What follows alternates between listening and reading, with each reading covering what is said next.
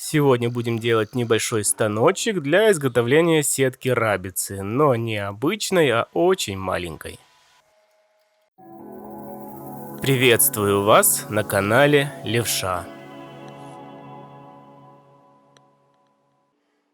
В общем, была у меня задумка сделать сетку рабицу, но, как я уже говорил, очень маленькую. Для чего это нужно, не спрашивайте, может потом расскажу. Заодно и разберем, что за принцип действия у такого станка.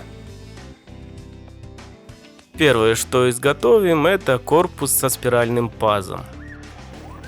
По сути, это как бы резьба, но с большим шагом. Размеры брал не с головы, а с чертежей больших станков и уменьшил в масштабе 1 к 10. Из-за того, что неправильно подобрал форму резца, как вот в этом случае, резец просто скалывался. 3 раза его в итоге перетачивал, но решил все-таки довести как пробный вариант до конца. После проточки паза по правилам нужно просверлить отверстие по центру. В итоге внутренняя поверхность спирали мне совсем не понравилась и сомневаюсь, что она хорошо бы работала. После того, как левую сторону резца проточил под тем же углом, какой угол у спирали, все пошло намного лучше. В этот раз глубины уже достаточно, чтобы соединиться с отверстием по центру. По правилам деталь нужно срезать на уровне последнего витка спирали, но я решил срезать немного дальше, чтобы сохранить дополнительное ребро жесткости. Второй вариант получился намного лучше, с ровными краями самое главное, и можно идти дальше. Летом самые нужные гаджеты — это пауэрбанки и колонки. Ну а как на даче или на пляже без музыки? А у беспроводной колонки CG Box от тюменского бренда Case Guru есть влагозащита. Брызги с моря или речки ей не страшны, а еще CG Box можно слушать в ванной.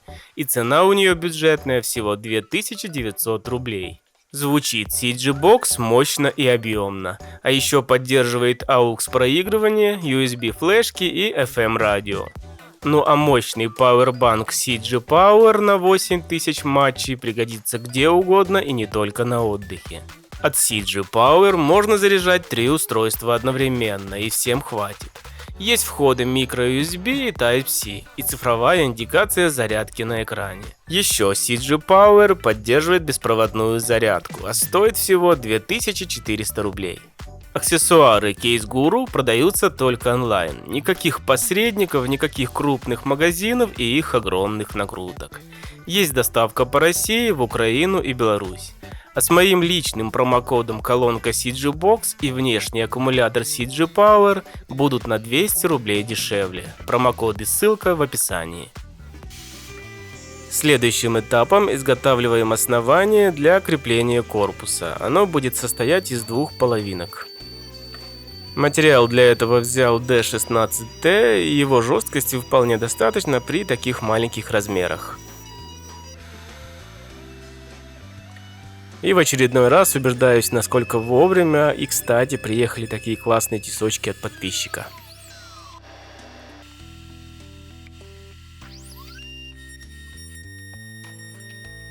Прижиматься все это дело будет 2 винтами М3, и для них сверлим отверстие.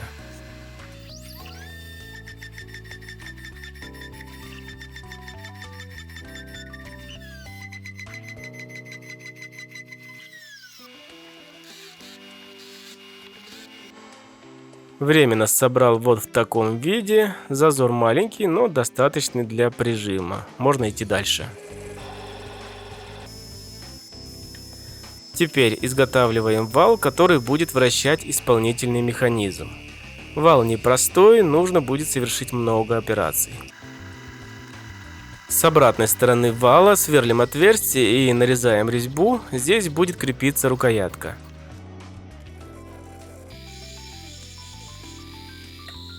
И поскольку рукоятка будет вращаться с усилием, с обратной же стороны нужно сделать 4-гранник для надежной фиксации. Кстати, опять здесь выручила самодельная электронно-механическая поворотная ось.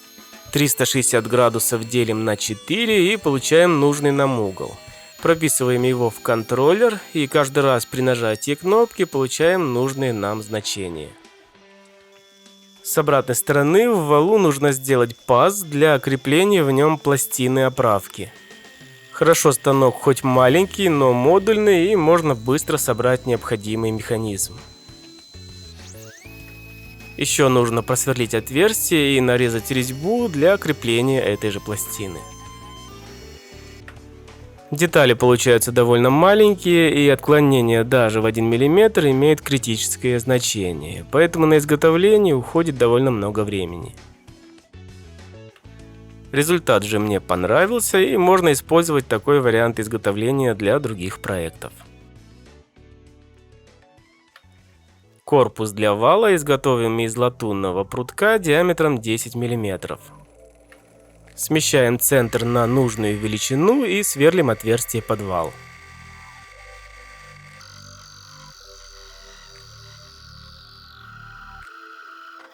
С нижней стороны протачиваем так, чтобы центр вала был ровно по центру корпуса с пазом. Также здесь сверлим 4 отверстия для крепления и нарезаем резьбу. Из-за того, что материала здесь немного, винты возьмем М1,6.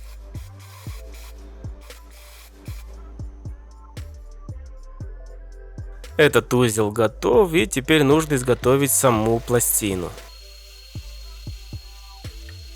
Поскольку это закаленная сталь, резать решено было лазером, но на многих экспериментах происходил перегрев.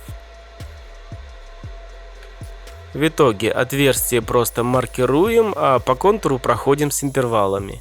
Даем возможность металлу остыть. Отверстие просверлим переточенным сверлом по кафельной плитке. Пластина прорезана не до конца, но все лишнее очень хорошо отламывается. Кстати, эта ненужная часть дала идею для новой самоделки, но об этом чуть позже.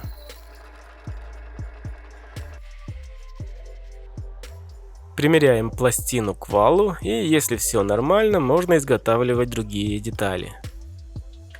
У нее, кстати, должен быть свободный ход, чтобы не заедало в момент работы.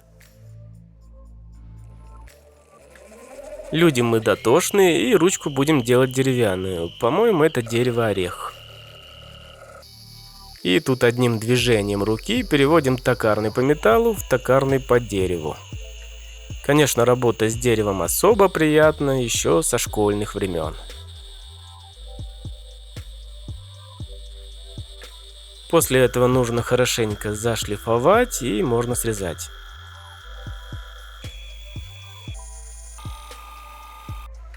В ручку нужно вклеить латунную втулку, чтобы не было быстрого износа.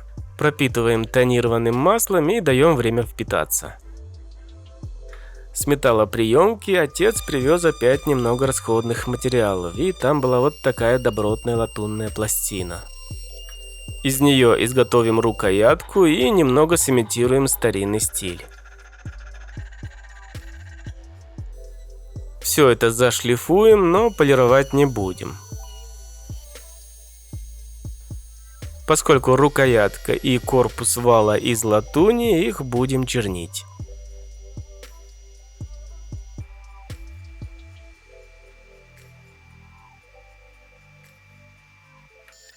Из остатка ванадированного алюминия, я использовал его и в прошлых роликах, сделаем опорную плиту под весь механизм.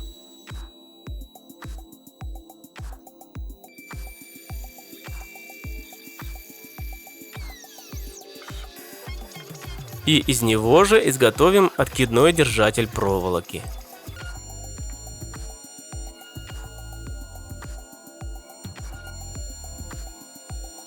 Резьбу в алюминии лучше нарезать только в том случае, если она будет использоваться нечасто.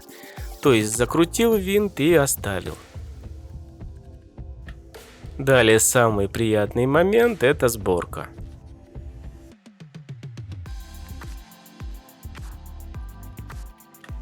Чтобы ручка произвольно не откручивалась, зафиксируем ее анаэробным клеем. Получилась вот такая симпатичная псевдо-старина.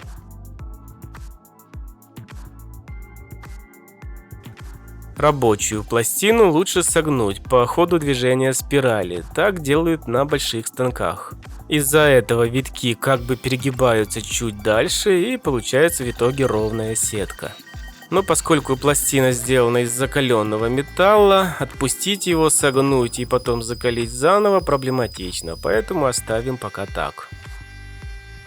Основание делаем в том же классическом стиле из древесины и покроем ее тонированным маслом. Даем время впитаться, а излишки протираем насухо. Теперь хорошо видна текстура и появляется красивый благородный цвет. С обратной стороны запрессовываем удлиненную гайку для фиксации откидного держателя. Теперь уже можно крепить саму пластину к основанию. Изначально хотел использовать проволоку диаметром 0,5 мм, под нее и делал держатель. Оказалось же, что не все так просто, есть нюансы, но об этом еще расскажу. В держателе сверлим отверстие и нарезаем в нем резьбу.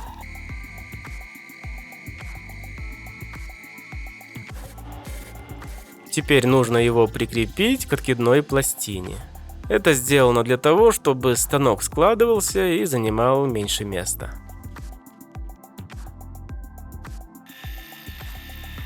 Последнюю деталь сделал из графита, наполненного капролона. Он хорошо скользит, но в то же время мало изнашивается.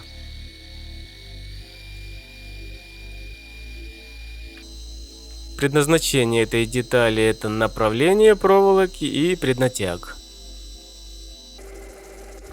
Сверлим также два отверстия диаметром 2 мм.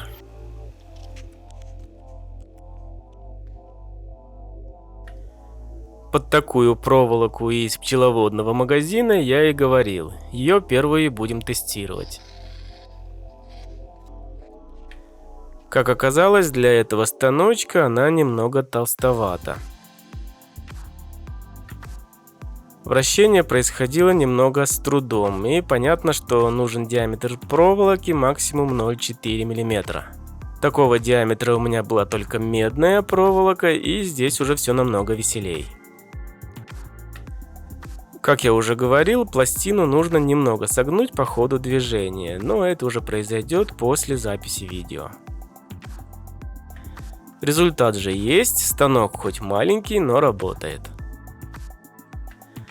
Конечно, медная сетка получилась не такая жесткая, как могла быть стальная, но зато ее можно использовать, например, в декоративных целях.